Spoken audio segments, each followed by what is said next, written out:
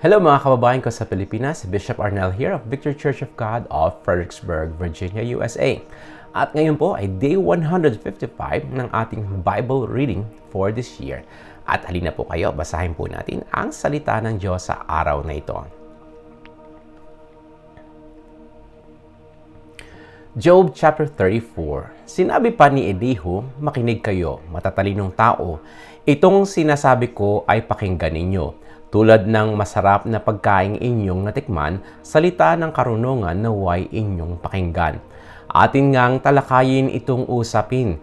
Kung ano ang tama ay ating alamin. Ayon dito kay Job ay wala siyang sala at katarungan ay ipinagkait daw sa kanya. Bagamat matuwid, itinuring na sinungaling siya at tinadtad ng sugat kahit na walang sala. May nakita na ba kayong tulad nitong si Job? Kaunti man ay wala siyang paggalang sa Diyos.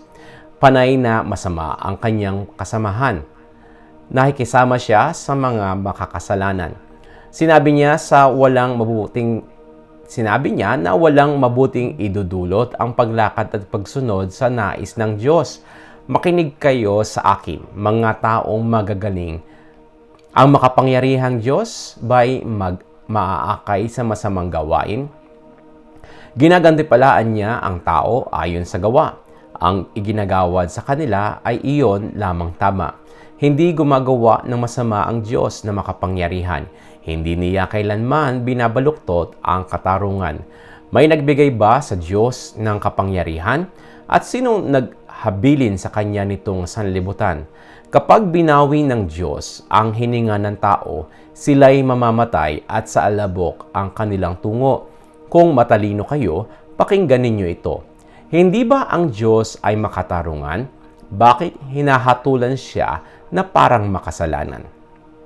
Sa mga hari, siya ang nagpaparusa kung sila'y masama at walang halaga.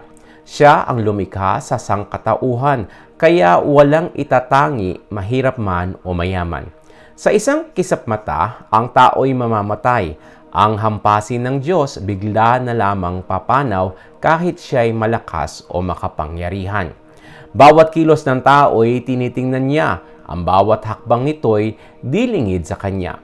Walang sapat na kadiliman ang mapagtataguan ng mga makasalanan.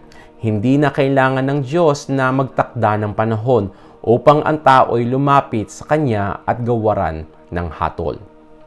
Hindi rin kailangan niyang mag-imbestiga upang mga pinuno'y alisin at palitan ng iba sapagkat alam niya ang kanilang mga gawain. Sa gitna ng dilim, sila'y kanyang wawasakin.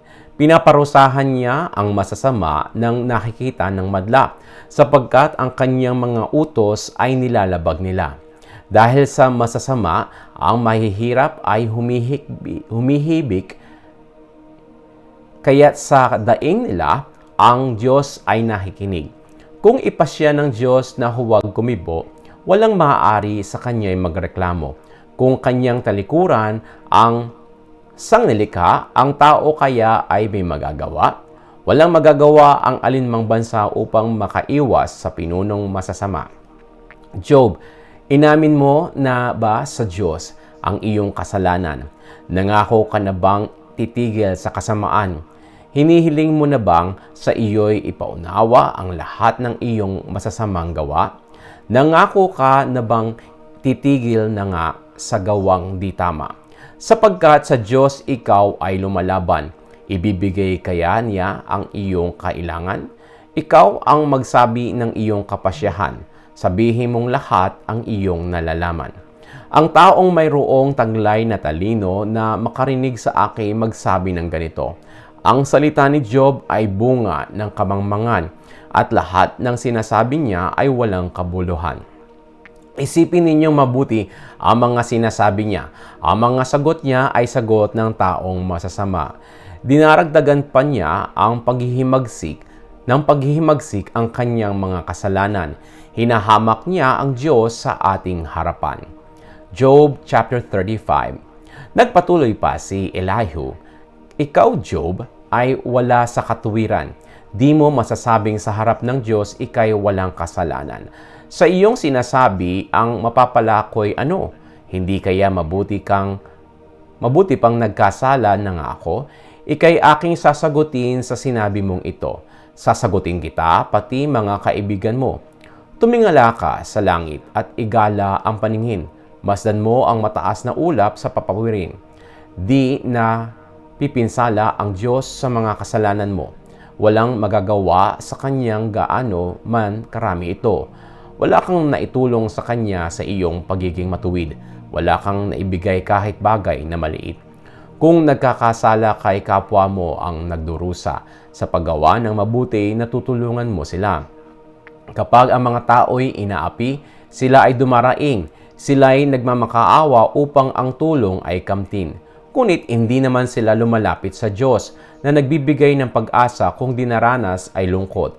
Ayaw nilang lumapit sa Diyos na nagbibigay sa atin ng karunungan, higit sa taglay ng mga hayop o ibon sa kalawakan.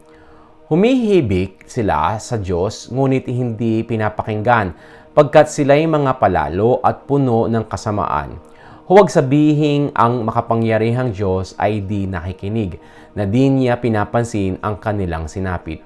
Ikaw na rin ang nagsabing ang Diyos ay hindi mo nakikita. Maghintay ka na lamang sapagkat ang kalagayan mo'y alam niya. Akala mo'y hindi siya marunong magparusa at ang kasama ay pinagwawalang bahala niya. Wala nang saysay kung magsasalita ka pa ng mga sinasabi mo na may walang kuwenta. Job chapter 36. Idinagdag pa ni Elihu, magtiyaga ka pa ng kaunti at makinig sa akin, pagkat ayon sa Diyos itong aking sasabihin. Ibubuhos kong lahat ang aking nalalaman upang patunayang ang aking Diyos ay makatarungan. Lahat ng sasabihin ko ay pawang katotohanan pagkat akong kausap mo ay malawak ang kaalaman. Ang Diyos ay dakila at di nagtatakwil ng sinuman. Siya ay dakila sa taglay niyang kaalaman. Hindi niya pinatatagal ang buhay ng mga makasalanan. Ang mga mahihirap ay binibigyan niya ng katarungan. Ang matuwid ay kanyang iniingatan, ginagawang paraang hari, at binibigyang karangalan sa lahat ng sandali.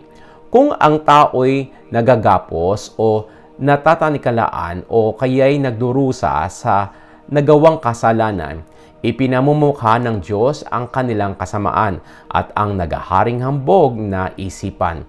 Sila'y kanyang sinasaway at binabalaan na tumalikod sa kanilang kasamaan.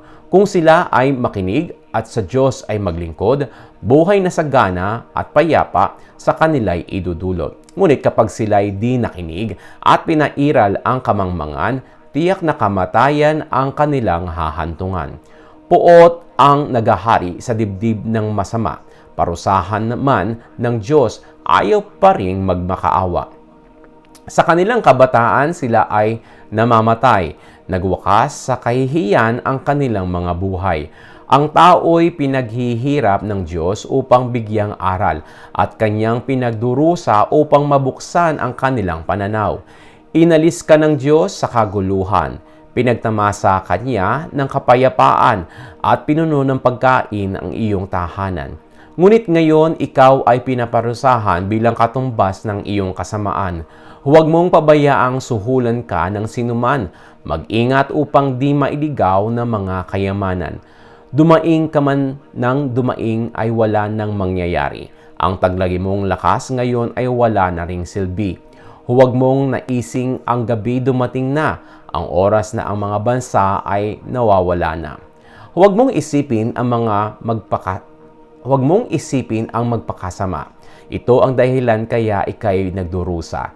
Alalahanin mong ang Diyos ay makapangyarihan, pinakadakilang guro sa lahat ng bagay. Walang makakapagsabi sa Diyos ng dapat niyang gampanan at walang kasamaang maaaring ibintang. Lahat ay nagpupuri sa Kanya dahil sa Kanyang ginagawa, kaya ikaw man ay magpuri rin at sa Kanya'y dumakila.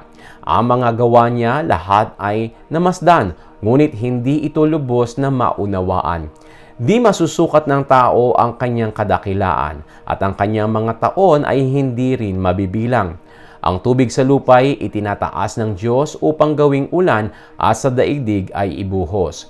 Ang mga ulap ay ginagawa niyang ulan. at masaganang ibinubuhos sa sangkatauhan. Sa galaw ng mga ulap ay walang nakakaalam at kung paano kumukulog sa kalangitan. Pinagliliwanag niya ang kalawakan sa pagguhit ng kidlat, ngunit nananatiling madilim ang kailaliman ng dagat.